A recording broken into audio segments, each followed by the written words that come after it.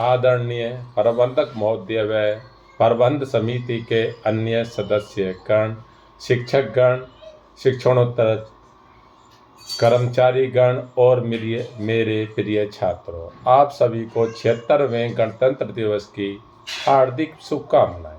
आज 26 जनवरी को पूरे देश में गणतंत्र दिवस हर्षोल्लास के साथ मनाया जा रहा है।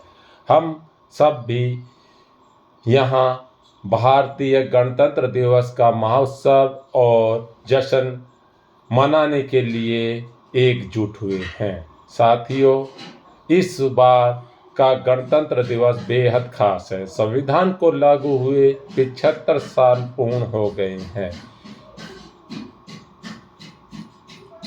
मेरे प्रिय छात्रों, 15 अगस्त 1947 को हमारा देश गुलामी की बेड़ियों से मुक्त जरूर हो गया था, लेकिन देश को चलाने के लिए संविधान की बहुत ज़रूरत थी, जो उस समय मौजूद नहीं था। संविधान के बगैर देश को नहीं चलाया जा सकता। ऐसे में तब एक संविधान सभा का गठन किया गया और संविधान बनाया गया।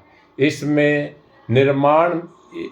संविधान के निर्माण में डॉक्टर भीमराव अंबेडकर जी की सबसे अहम भूमिका रही। संविधान को बनाने में 2 साल 11 महीने 18 दिन का समय लगा। गहन विचार विमर्श मंथन हुए। कई बैठकों के बाद इस संविधान को देश में 26 जनवरी 1950 से लागू किया गया और भारत को गणतंत्र, संप्रभु और गणतंत्र देश के रूप में घोषित किया गया। गणतंत्र दिवस के पावन अवसर पर हम अपने उन पुरखों को भी नमन करना चाहिए जिन्होंने ऐसा संविधान की रचना की जो भारतीय जनमानस और जनजीवन के लिए जरूरी है। इतिहास उनके इस अवदान को कृतज्ञतापूर्वक याद रखेगा। मैं आज उन सभी स्वतंत्रता सेनानियों को भी नमन कर श्रद्धांजलि देता हूँ जिन्होंने देश को आज़ाद करने के लिए अपना पूरा जीवन न्योछावर कर दिया। यह संविधान ही है जो भारत के सभी जाति और वर्ग के लोगों को एक दूसरे के साथ जोड़े रखता है। देश के सभी लोग को एकता के सूत्र में पिरोता है। भारत का संविधान दुनिया का सबसे बड़ा लिखित संविधान है। 2 साल 11 महीने 18 दिन में यह तैयार हुआ था। संविधान को लागू करने के लिए 26 जनवरी का दिन चुना गया क्योंकि 1930 में इस दिन कांग्रेस के अधिवेशन में भारत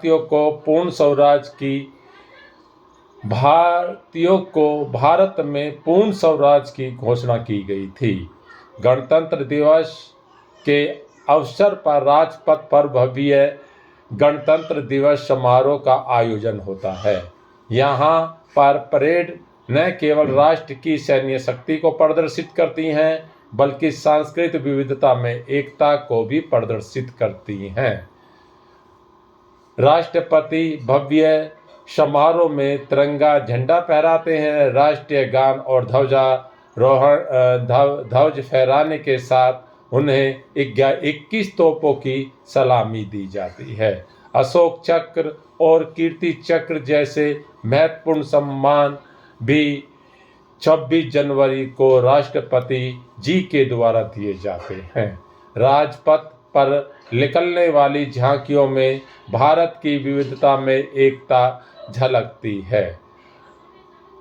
इस प्रिय छात्रों, यही नहीं कि यह गणतंत्र दिवस केवल 26 जनवरी को ही समाप्त हो जाता है, अपितु यह 29 जनवरी तक बीटिंग रिट्रीट सेरेमनी के साथ मनाया जाता है।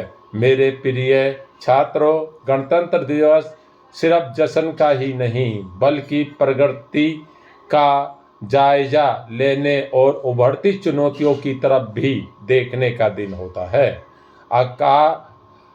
आकलन करना चाहिए, क्या हमने खोया है आज़ादी के पश्चात और क्या हमने हासिल किया है।